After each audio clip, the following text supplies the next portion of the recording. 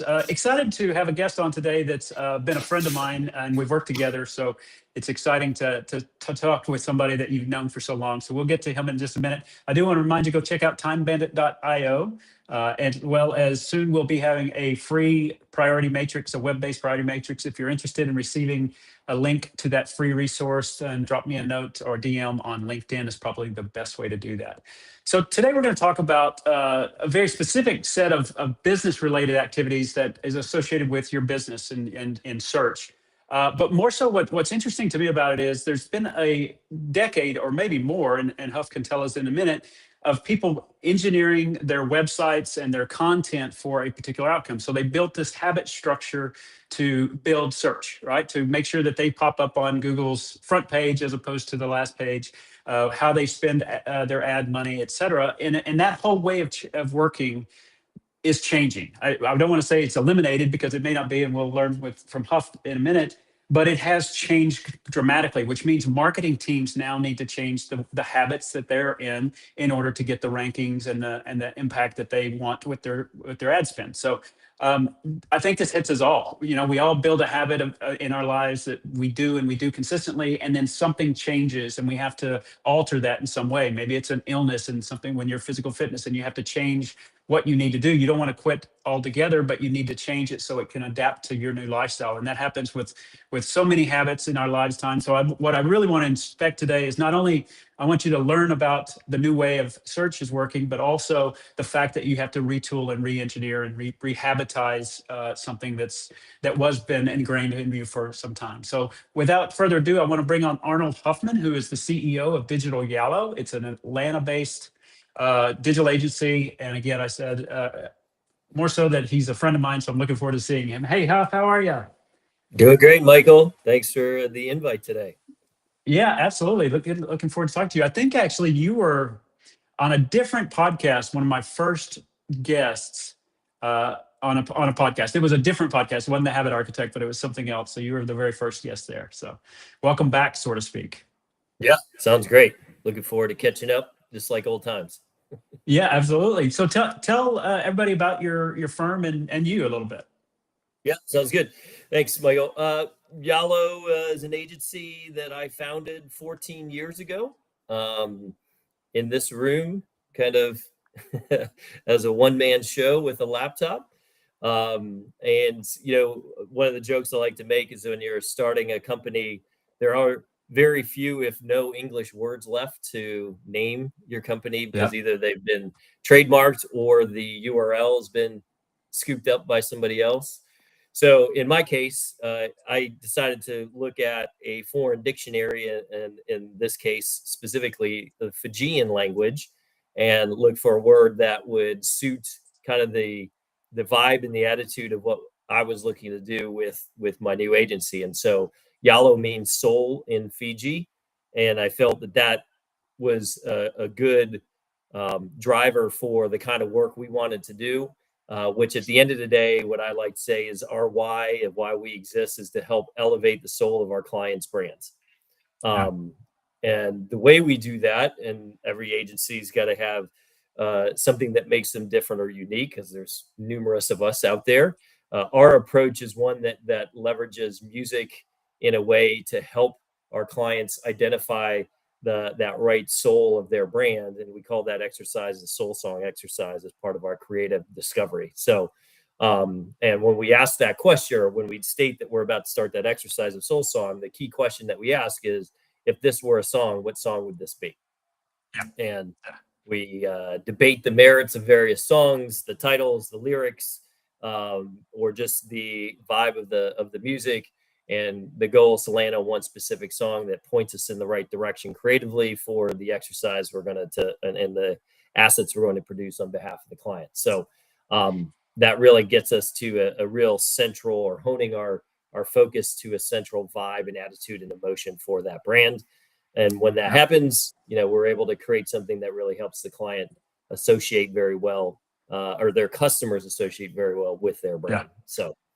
Yeah. That and full disclosure, we worked together. We when I was running marketing for a software company, we brought you in to do that, and that was a fun exercise. It was an interesting exercise too, because I think people initially were very shy about submitting a song because they thought they were going to get it wrong, until we kind of got them to relax and say, "Hey, what do you think it is? What song do you associate?" It was a fun exercise to get through because of just the opportunity to talk about your company in a different way, not just, "Hey, we do this, we do, we make software," or whatever it is. It was like, what song represents that? It was really, really a cool exercise. So I'm glad we went through it. And let's go back to that day. So we did have you as a firm, a digital marketing firm in a company which is sold long ago. The company was sold. Otherwise, we'd still be working with you, I'm sure. But the the thing that struck me is when we were going through, I mean, you guys did a lot of work for us, new website, all the stuff that you guys did, but there was a particular work stream, SEO, or search optimization, right? And there was a lot of stuff associated with it, right? And working with Google, and it seemed like Google was the only thing we were trying to optimize for. But there was a lot of weird things that I hadn't thought of before that you guys were doing, like link optimization, backlinks and stuff like that, as well as words used in content, words used elsewhere, and just the exercise of finding out where we fit into that was another thing. I mean, that whole there's a huge industry around search optimization, and you had to build a framework for that. You had to build a team that kind of did each element, right? So I'm talking about the system to get companies to be in the right where they need to be, right? And now that's changing, or somewhat changing. Maybe you could tell us that. So for those that know SEO, if you want to share a little bit about the challenges there and you had to instrument there, and then we can kind of get on to what AI is doing to it. Yeah, sounds good. So search engine optimization, or SEO, as it's termed, right? It's been around a long time, since browsers and people searching for things on Google and Yahoo and Bing, etc. Was a process created by those platforms, those browsers, so that people could find things on the internet 20 plus years ago, right? And at that time, the engine of how the search worked was a mystery. Over the years, Right. people have gotten smarter and figured out what are the key things how that ticks and how you can perform or rank better in various ways. Now, those platforms are constantly tweaking those engines, and there's been changes over the years on them as well. There's new releases, which then throw everything a little bit into tailspin, and folks adapt and recover. But the original first whatever number of years in that world, right? A lot of it was kind of like taking your vitamins and going to the gym, right? Yeah. Just produce good content, use words that people are looking or using when they're looking for something. Make sure your content is using those words. And it was constant improvement process that people had to do to produce that content and continuously rank. And if you didn't keep up with it, somebody else would, and you'd get bumped down. And it was just this game of motion, really. And so that's really what SEO has been for 20 plus years, until about 18 months ago, maybe 20 months ago, right? The advent of ChatGPT and AI engines, not only being great for asking general questions, that made it very simple to get the answer rather than searching on a Google search and then having to look for the link that would give you the answer you were looking for, evolved very quickly into, well, tell me the thing that I'm looking for, give me the best version of that, right? If I'm going to buy something, or if I'm looking for a partner for something. So what SEO used to be now is evolved to, there's two terms you might hear: AEO, which is answer engine optimization, or GEO for generative engine optimization. And really, I'd say the AEO is kind of the precursor to GEO, and we're kind of, because the AI engines evolve so quickly, really zooming through the AEO era and into the GEO era already. But give you a couple of stats, right? ChatGPT alone, don't forget about Gemini and all the others, processes 2.5 billion searches a day. Wow. Per day. Between ChatGPT and Gemini, that's the searches that are happening there. That's 50% of the searches happening Wow. on the internet in general, just in those two platforms, just in those two AI platforms. And so that has become the primary tool now of how people find things, right? Whatever they're looking for. And it's supposed to, the expected traffic is going to more than double by 2028. So more and more people are getting comfortable. I think, early on, there was a little bit of reticence of the term AI is scary and feels scary, like and invasive and taking over your life. But now I think, the way, for example, Gemini now just automatically shows up at the top of whatever you search, even if you don't use AI mode, you get the AI answer whether you want it or not, has made people a lot more comfortable with doing those kinds of searches on these platforms. And so, for example, I'll ask you a question. Have you ever done a search where it's give me the best of this thing that I'm looking for, or what are the top vendors for X? Yeah, it's interesting. I think the first version you said answer engine optimization. I do that a lot. I ask a lot of questions. I don't say I'm looking for this, but I'm not. How do I fix something, or how do I find something? And that's how I interact with it. And you're right. The AI responses are more helpful because I can read a little bit about the topic, and then if I decide to click through, I can. But that's tends to be how I've done it more recently, is just ask questions. Right. So, questions like the best of something, or the top, or the leading provider of something, out of those 2.5 billion searches a day, 250 to 350 million of those are just on that topic: best, top, or leading product or vendor. So 10 to 15% of all of those searches are specifically people looking for the best or the top product or service of something that they're looking for. And so that gives you a sense of scale of how often people are using these AI it's amazing to find something. Yeah, it's absolutely amazing that, and it's convenient too. I mean, we at our fingertips now have more answers than I mean, we could find it. I for one got just really tired of the Google search that had 10 paid links, and then you could find the kind of the natural links, and it was just exhausting to me that you had to fight through all the landing pages and the stuff like that just to get where you wanted with an answer. I'm sure it's a benefit to a lot of people, but it's interesting that you used the word AI and you said that kind of fear, because Gemini does say, go deeper with AI, I think is one of the next things at the bottom of their kind of short answer. Do you think, I mean, obviously that adoption is amazing. You mentioned numbers there. I mean, it's growing, right? Even people that aren't accustomed to AI are starting to adapt to it. Do you see that traditional browser search is still even viable?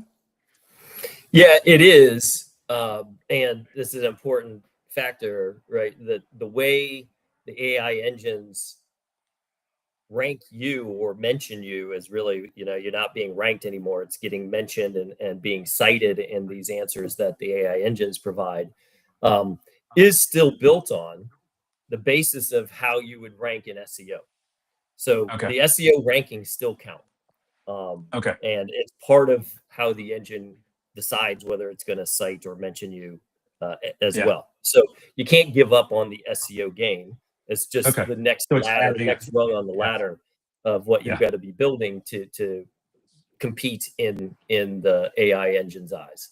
And I'll mention something that I like to simplify it into an analogy, right? And in this case, I call it the boomer filter. And so, and what I mean by that is the AI engines are built to think like humans, right? They process data like humans, they think like humans.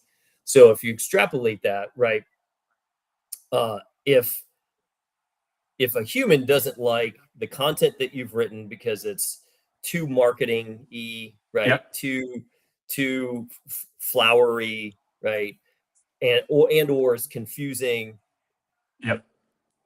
that's on the content side of it. But then also the way it shows up on your page, if it's not easy to find or navigate and locate, all of those things contribute to low interest, right, by somebody Yeah. looking for it. And Yeah. if that's how it works for a human, and like what I like to say is if your mom can't find what she's looking for on your website, then the AI engine's not going to like your website either, right? Right. And so if we take that very simple filter and think about it that way, then that clarifies what needs to be done for a brand in terms of the goal of the lowest common denominator. Very simple, clear, concise content, very well laid out, both desktop and mobile, so that it's easy to find, right? Yeah. Yeah. And That's that's what you've got to accomplish in order to look reputable to the AI engines. Yeah, and I like that perspective, mainly because my mom watches this podcast every Thursday, and she might fit into that category. So now we've got the Linda Cups filter, is what I'll call it then. So There you go. There you go. there you go. Yeah. If she can't find her answer on your website, you're out of luck. So Right. that's great. Yep. So all that.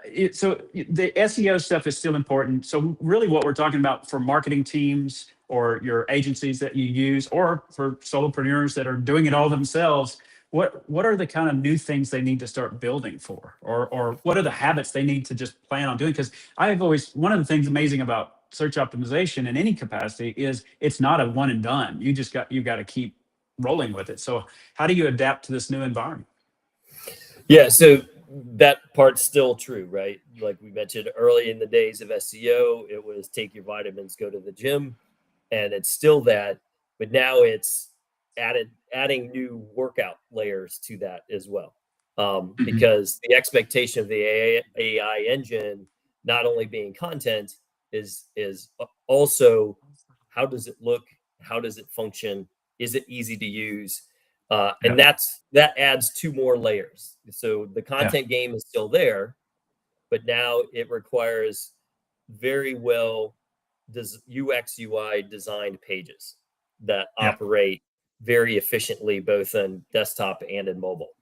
So, and then the other rung of the layer that, or the ladder that's been added, is then the technology side. Right, there are new technology elements like uh, uh, schemas and things like that that you need to take into account yeah, with your site.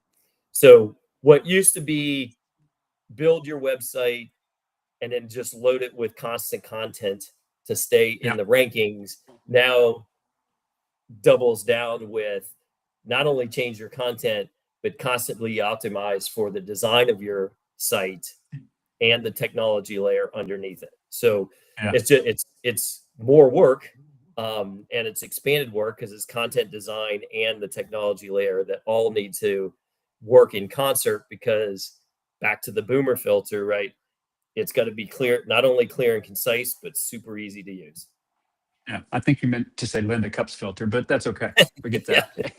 So that's interesting. So I get in LinkedIn, I probably get, I don't know, let's just say 5 a week, and that's probably being really, really conservative, of people I don't know sending me a text that says, "Hey, we can use AI and optimize your current site. Or we can scan it and then we'll optimize it." Well, so, and they make it sound all automatic that AI is doing everything, but you just said something early on that said what it's looking for is not an AI answer; it's looking for a human answer. So, I mean, there's no real shortcut here, is it? You can't just say, ChatGPT, I want you to rewrite my website in a AI friendly way. That's not how you fix this, right? Correct. That's a great point. Early on, when AI first came out, it was an easy way to produce content, right? Because it Yeah, would write. That's a lot of what people initially were using it for. Is like, oh, look how easy it is to produce this page of content for my website, or to write this blog in a more elegant way than me sitting down for 2 hours and banging out the copy and yeah, agonizing over the words. The challenge with it is that AI knows AI. And yeah, so if that's all, if you're only using AI to fill your site with content, then the yeah, AI engine is going to know that and not give you the same credibility that you need to rank or be mentioned. So yeah, you've got to use it. It's not to say you can't use it, but it can't be the only way you get content out there. It's got to be it's a tool to help you maybe do it quicker, but at the end of the day, you still have to manage the Yeah. final production of what you're putting out there, so it doesn't come across, it doesn't, so that the AI doesn't feel like it's just another AI piece of Yeah. content. Right. It wants to talk to humans. Right. So so the interesting thing about that is, so what is an entrepreneur, a founder, or a marketing team in a big company? What are they needing to add? I mean, the answer thing seems obvious to me. So are they writing content and stories about how to solve problems? Is that where they're, just maybe rather than me lead the witness, tell us how they should be writing. What are the habits they need to be thinking about? Yeah. So one of the first things that we say to our clients is it's about thought leadership, right? You've got to be able to demonstrate why people would care about your product or your service, right? And your product or service does XYZ differently or better, and that's unique Mhm. because of ABC, right? And that thought leadership is building your reputation, your brand's reputation in the market. And Yeah, so having that level of building that level of ownership in the market space is key to where you end up getting cited by the engines. So what that really then lends itself back to, and this kind of goes back against the using AI to create content just to get more content out there, it's not necessarily a volume game, it's the quality of the content right. that you're putting out there. So you want to make sure it's written in that way of thought leadership. The second thing I would say is that beyond your content, because you talking about yourself is not always the best way to demonstrate Mm, leadership. It, it, yeah, it has to be coupled with what everybody else thinks about you, right? So reviews, comments on Reddit, Facebook, um, ranking or testimonials, right? More people talking positively about your brand got it. contributes as much as you writing articles in a thought leadership capacity. And Got it. so you've got to And think about how do you seed that conversation? How do you get people to comment? And doesn't all have to be on your site, because obviously the AI engine has a yeah, broad reach and can grab data yeah, from lots and lots and lots of places. And so you got to think about how do you get your data in those places, or the commentary, the rankings yeah, and the comments about your brand into those places, so that when the engine goes to aggregate its result or its thought about said question that the users put in, that it sees this breadth of support that your brand has from not just yourself but third parties. yeah, yeah. So you mentioned a few of those: Reddit, Facebook. I think you said. Um, does that mean that we need to start thinking about what we say on those as kind of as what we post, and then the comments are what's feeding the AI optimization, or do I have that wrong? How No, do that's you get? correct. Yeah. And it's better even if you're not seeding it, but you're paying attention to it. Uh, And if people are saying things that are negatively swaying your brand, what are you doing as a brand to counteract that? Not necessarily going in there and defending your brand in right. the thread, right? So maybe it's a different thought leadership article, or launching a different customer support program because everybody's mad about what you did. you Yeah. know Support ends after 5 days. Well, doubling the support to or making it a month Yeah. long support program, something like that, right? Is Right. how it's being able to react to what's being said there, because what's being said there is being considered as part of the sentiment about your brand. Yeah.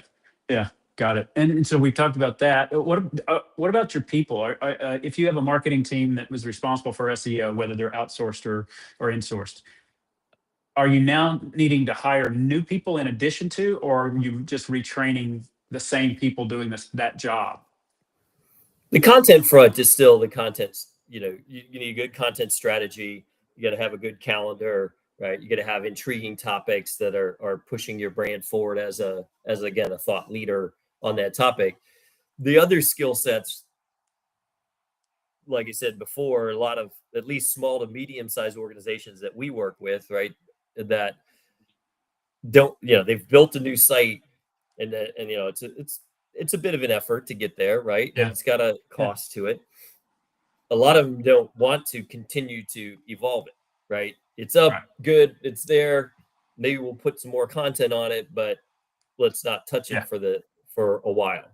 Yeah. That's where the changes come, is that if you've got it out there and people aren't finding what they're looking for, you've got to keep updating and optimizing the UX and the UX layout of the page, so that not only the humans are able to better use it better, Yeah. but same with the AI engines. And so the continuous effort around improving and optimizing the website design, and specifically the UX layout of it, becomes an ongoing process just as much as the content has been in the past.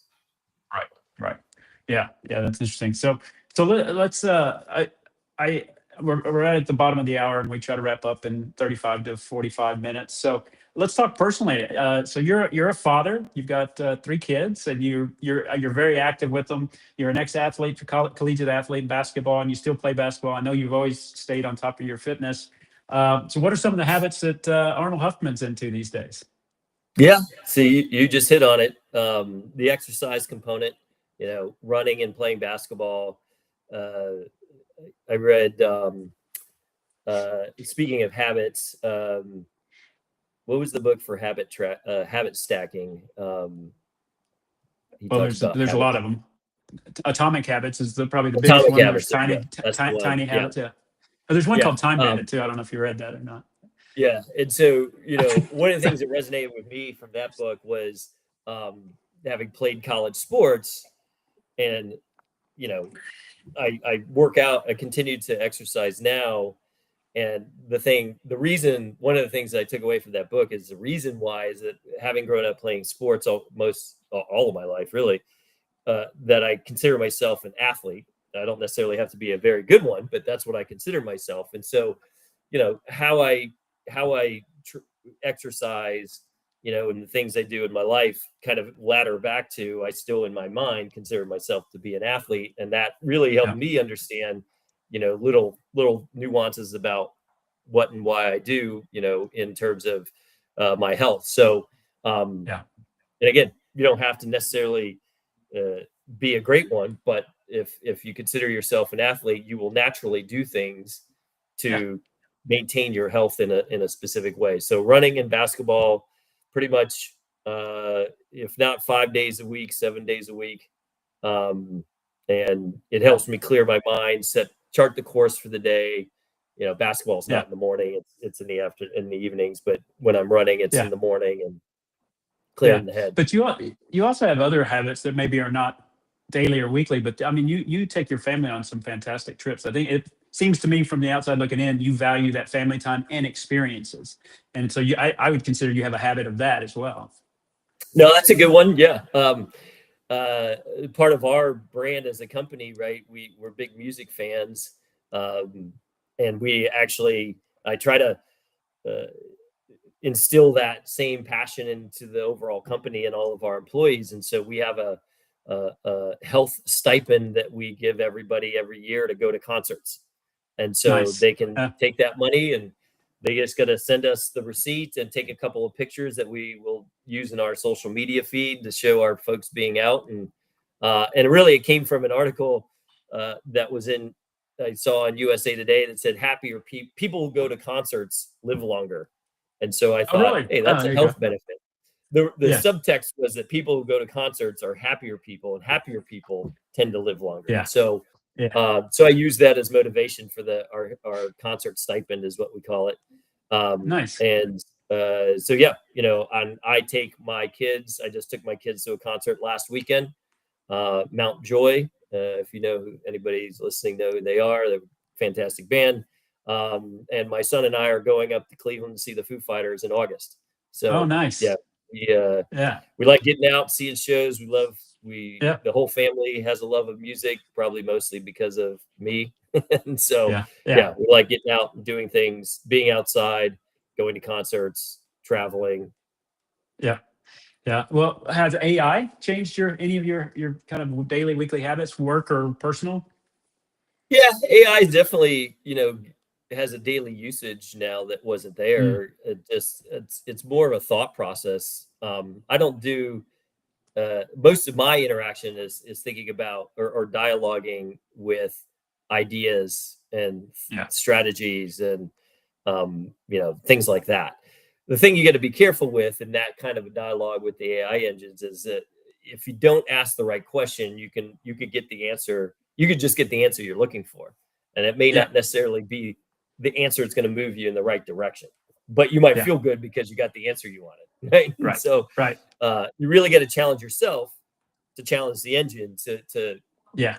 ask the question from all the right angles with all the right elements to it to make sure you don't just get a default answer and be like, yeah, that's what I Yeah. thought. Yeah. There's nothing. I mean, they programmed them this way for a reason. It starts with, "Oh, great instinct," and it rewards you for your question, but it may not have been the right question. So you got to keep challenging it. Well, that's great. Yeah. Well, I'm glad you were able to join us today. I mean, the what is it's the GEO and the AEO. If that it sounds like that one's kind of going away, but the GEO is a vastly important topic, I think, for business owners, small and large. The large ones tend to have staff to go do it, but there's a lot of mid-market companies and smaller companies and that just need help. And so how would people find you if they want to pick up the conversation around that with you? Yeah. So easy to find us on our website. If you go to digitalyalo.com, there's a contact us form on there that lands in my inbox, as well as other folks. So it's sure not to get missed. Somebody Yep. will pick it up. Sending me an email directly to arnold.huffman@digitalyalo will work as well, or hitting me up on LinkedIn. We're pretty active on our LinkedIn profiles too. So any of those works as far as getting a hold of us. Yeah, that's awesome. And would you tell them where to start statements? What should they be thinking about when they pick up the phone to call you? What is it their behavior that has to change? I think the first one is what is your goal, right? Yeah. Our typical best working scenario with a client is someone that is looking to pivot their business for some type of growth, right? They're either geographically going to expand, they're launching new product lines coming up, and they're looking to really optimize and maximize their return on that. So that's typically where our best working relationship, and so them knowing what their growth goal is a key prep for them coming into the dialogue. Yeah, excellent advice. Thanks so much for spending the time with us. It's a great topic, and it's an interesting thing that's happening for a lot of different situations in our lives that AI can affect positively or negatively if you're not out in front of it. But it's a great opportunity to talk about one of those shifts, and I appreciate you sharing with us. So yeah, thanks I a would lot. just close with the key thing is that it's a brand game now, right? You got to think of your brand holistically, and the way your customer or potential customer would view your brand is what you're aiming for, right? And so you have to be reputable, you have to be respected, you have to be positively viewed, and that has to have proliferated in other people's comments on the internet for the engines to say, yep, these guys know what they're doing, or they know that product is great, or that service is top notch. Yeah. Excellent. So great. So if you're looking for that or any marketing needs, do look up Arnold's team at digitalyalo.com. And for this podcast, if you could share, send it to your favorite people to start watching it, and also make comments. If you've got comments about how you're using AI in any of your marketing efforts or any other effort, I'd love to hear the stories. So do comment. And again, do like and share it so we can continue to make good podcasts. Thanks a lot, Arnold. Thanks, everybody. We'll see you next time. Thanks, Cups. Take care.